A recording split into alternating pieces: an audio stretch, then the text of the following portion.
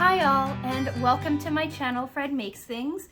Today is our not Sewers Club related video, sewing video. This video is going to be in two parts.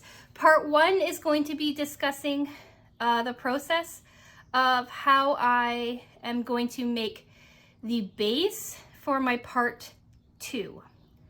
So I'm going to just launch into kind of talking about my plan, and then we'll see if I'm clear at all by the end of this video. All right.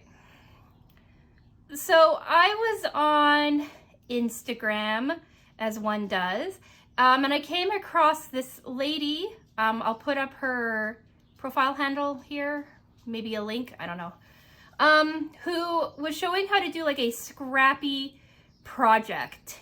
And what basically she was doing is she was taking all of the pieces from her, I believe, quilting projects, sewing projects, all of the little bits and bobs, sewing them together to make a larger, like pieces of usable fabric.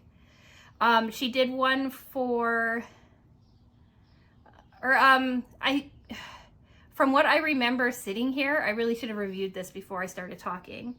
But basically, like, she took like scraps of fabric.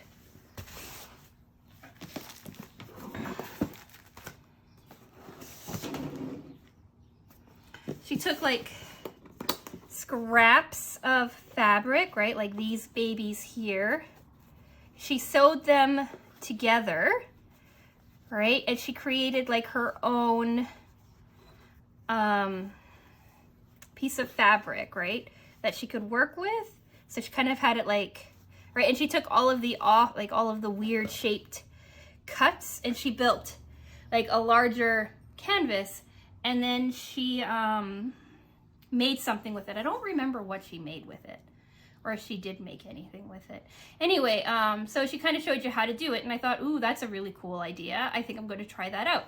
And so I have like this box of scraps, right, of Sewers Club scraps that I've decided I'm going to try that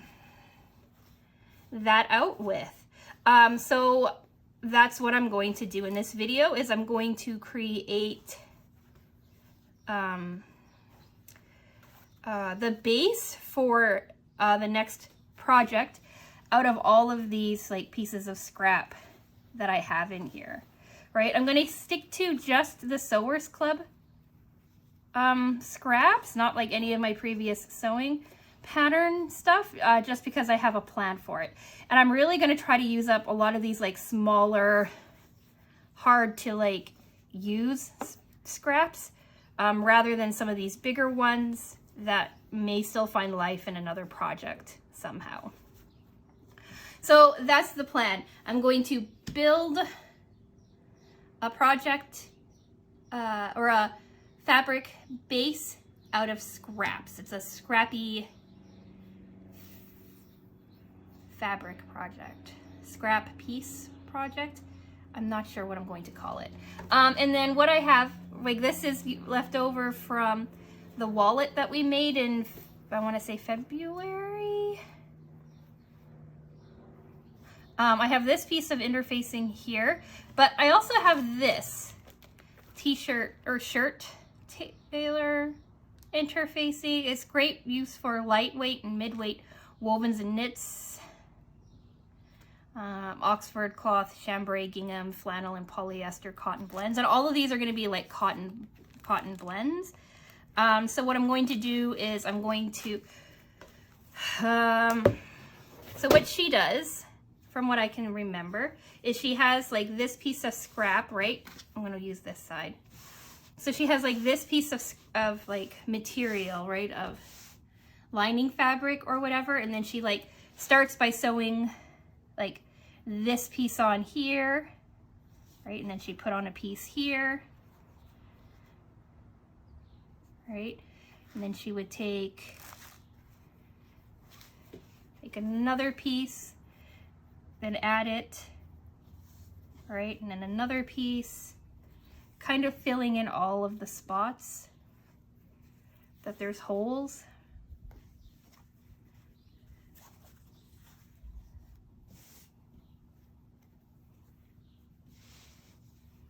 Right, and so on and so forth. And then when she's done, she kind of trims it down.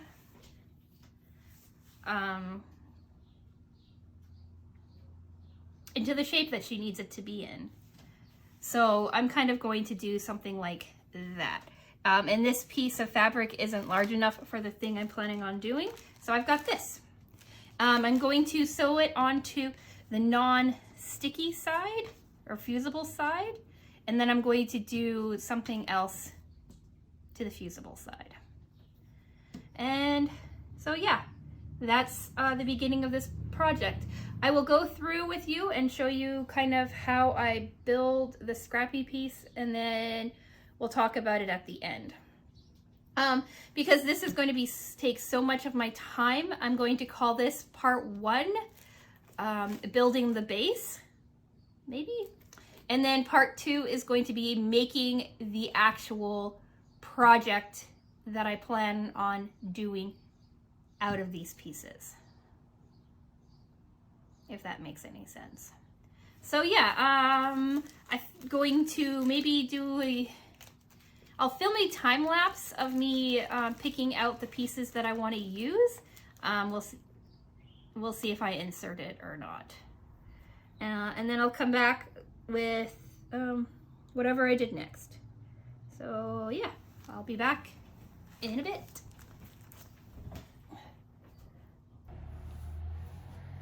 Okay, so I separated out all of my little baby scraps, exclusively Sewers Club baby scraps, and this is what I came up with. But then as I was splitting stuff up, I saw that I had a very obvious color story happening.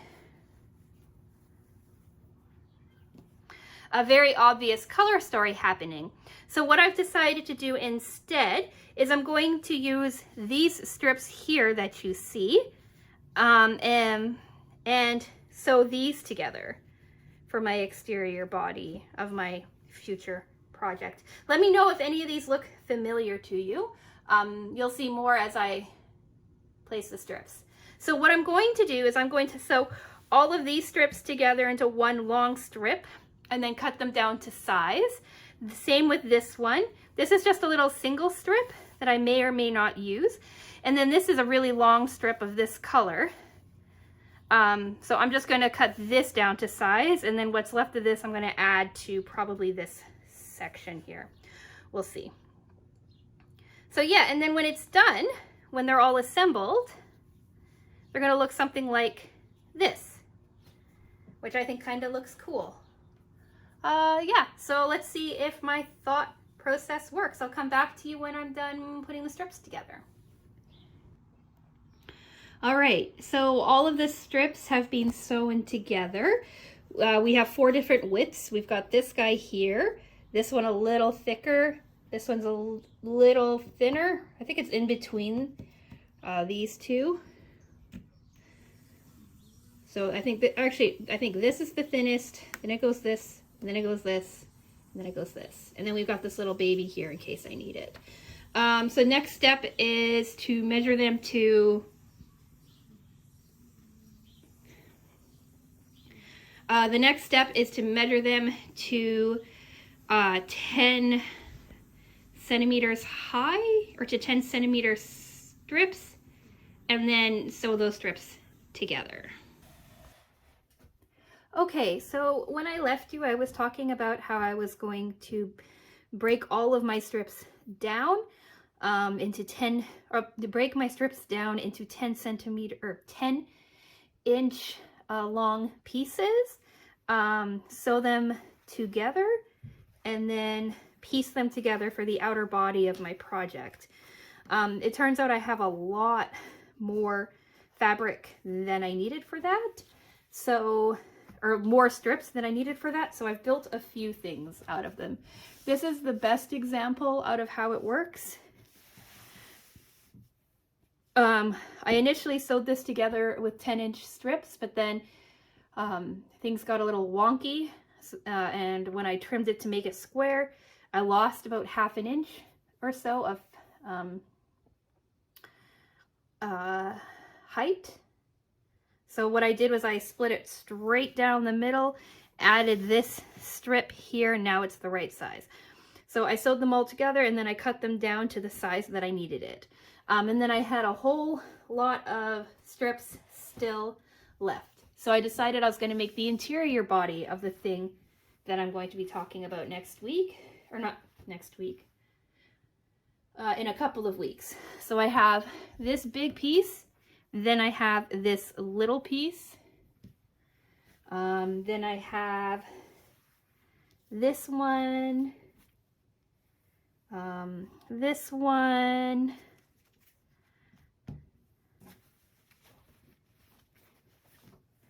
this one, this one I've pieced a bit together. This one is 2 pieces sewn together. This, and then I have just a couple of spare strips pieces for my project, because I've cut out all of the pieces for the next steps on the project. So basically what I learned doing this is that when you're cutting pieces, or when you're cutting out a specific size, you want to go a little bit larger so that if you make a mistake, you can trim it down on all sides. So like with this piece here, what I did is I made it, I planned it 1 inch wider and 1 inch longer so that when I cut it down, everything fit together better. And it came together a lot nicer when I squared it off. Same thing with this one. These ones were already cut into the right size because there was only piecing 2 pieces together, so it was a lot easier. This one is 3 pieces, but you're not going to see the white because I have, like, this is going to go on it, and then this is going to go on it as like pockets. Sorry, I have like the white backing already cut for them, like that. So, right, and then it's going to, oh, you'll see the rest later. But anyway, here we go. This is what I have made out of my scrap pieces. It's not as random and all over the place as I originally thought it was going to be, but that's because chaos, disorder like that kind of freaks me out a little bit. So I didn't do it. But I think it looks pretty cool. What do you think? And now that you see all of this stuff laid out together, do you know, can you name some of the projects that I made with some of this fabric? There's 2, 3, 1, 2, 3, 4, 5. Yeah, it's made up of 5 different projects. 6. It's made up of 6 different projects. So yeah, let me know in the comments if you can tell me what any of these are. I think that would be pretty cool. And yeah, okay, so I'm going to do next month's project or order of sewing a little bit different. Normally my Sewers Club project normally my sewing projects go. First Wednesday of the month is Sewers Club unboxing. Second Wednesday of the month is pattern review or project revisit for Sewers Club. Third Wednesday is project review for that month. And then week 4, 4th Wednesday, is something to do outside of Sewers Club. But because I knew this was going to take me a long time, this took me 8 hours to make, 10 hours to do. I do have the pieces cut out for the next project as well. I have them here and here. So I have everything ready to go for the next round of projects. But this took me so long, I'm not going to have enough time to get it together, and it would make a very, very long video. So what I'm going to do is, instead of doing a pattern revisit or a project revisit or a pattern review in the weeks between my unboxing and my project review, I'm going to talk about the bonus project. So this is going to be coming in 2 weeks instead of 3-4 weeks, if that makes sense. I'll flash dates up on the screen for you to see what I'm doing next. Before I go though, I do want to say that I changed how I made this because I was doing fairly uniform strips, and I was able to make really, really long strips of fabric and then cut them down. To make this, I didn't have to attach it to like a liner or an interfacing. I managed to just be able to sew them all together kind of like a quilt would be, and then square them out. So I did not use the lining technique like I mentioned at the beginning of the video, just because I didn't need to. If I had used the smaller scraps like I had talked about in the beginning, like these guys here, if I had used these, I probably would have needed to use the interfacing because there's just so many little pieces.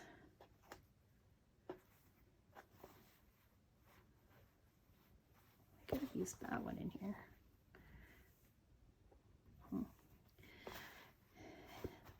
But because I was using at least 1-inch strips, everything came together without having to use them.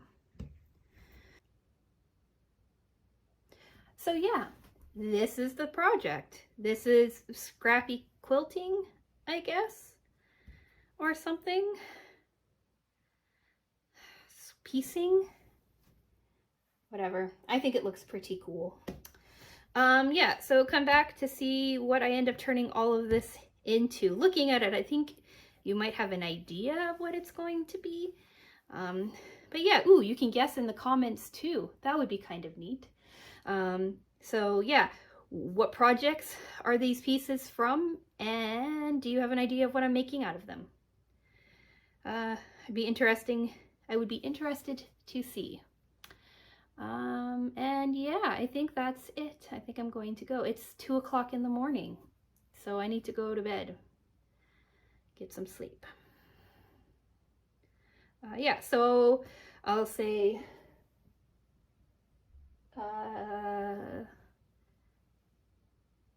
subscribe.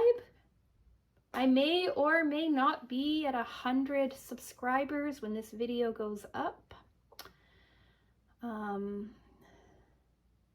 I'm filming it about 10 days before I have it scheduled. So I may or may not be at 100 subscribers, and it'd be kind of cool if I was. And yeah, okay, I'm gonna go. So like the video if you like it, if you like this project, or if you just want to like give me a bit of support. I like the likes. And I'm gonna go. Thank you so much for watching, and I will talk with you again soon. Bye!